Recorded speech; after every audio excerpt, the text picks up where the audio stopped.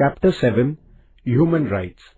In the previous lessons, we have learnt about the different ways of establishing international peace and security. The preservation of human rights is another way of achieving the above goal. The idea that supports human rights is that every individual in the world has a right to live and develop himself or herself. The human and material loss caused by communal riots, racial conflicts and terrorist acts is much greater than that caused by wars. One can see that women, children and some marginalized social groups are exploited to a great extent. All this leads to unrest at the global level. There is an increase in the loss of human lives because we are indifferent about human rights and apathetic towards it. If we want to uproot terrorism and do away with exploitation and insecurity, there has to be an increased awareness about human rights. Everyone must make concrete efforts to protect human rights. Human rights, meaning and nature. Human rights refer to the right of every person to live a dignified life and develop himself without facing any discrimination on the basis of religion, gender, caste, race or country. Individuals get human rights from their birth itself. Since no government, organization or any other individual bestows these rights, no one has the authority to take away these rights. Human rights are universal in nature. The right to live. The right to live means the right to live with dignity. This implies the fulfillment of all basic needs as well as having an environment conducive to one's development.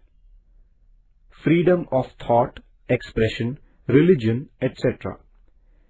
A person can bring about an all-round development of his personality only when he or she can think freely and has the freedom to express it. Since an individual is a rational being, he or she must have the freedom of thought and expression. The freedom of religion is also an important human right. The right to acquire nationality. The right to acquire nationality is the right of an individual to get the status of a citizen in his or her country. As a citizen, an individual gets the political rights to vote, contest elections, etc. He or she gets an opportunity to participate in the affairs of the country. The right of protection against arrest and detention. It is against human rights to arrest or detain anyone without a proper reason. In order to preserve this human right, every country must have a proper legal and judicial system. Right to education. Education helps to dispel the ignorance of the individual. It also provides opportunities for development. It creates a will to fight against injustice and exploitation, and therefore, the right to education is an important human right. Human rights and the United Nations. The UN has given a very important place to the human rights in its objectives. The dissemination and publicity of human rights is one of its important objectives.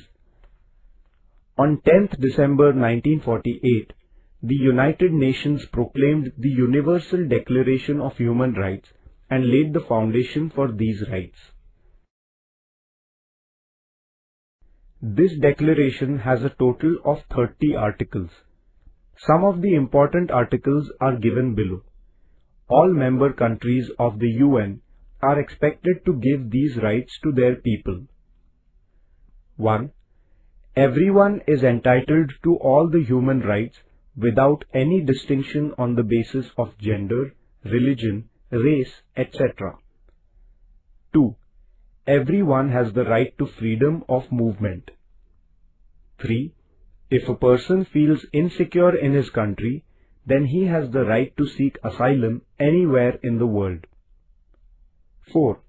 Everyone has the freedom from arbitrary arrest. 5. Everyone has the right to own property. 6. Everyone has the freedom of thought and religion. 7. Everyone has the right to freedom of association. 8. Everyone has the right to vote. 9. All men and women have the right to work and leisure. 10. Everyone has the right to primary education and enjoy the arts and literature. 11. Everyone has the freedom of occupation. 12. Everyone has the right to keep his or her personal life, dignity and status free from any kind of encroachment.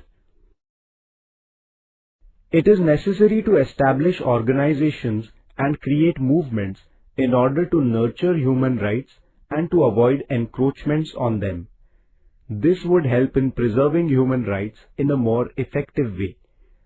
There are some voluntary organizations that are working at the international level in this context, as for example, Amnesty International, Human Rights Watch, etc. India and human rights.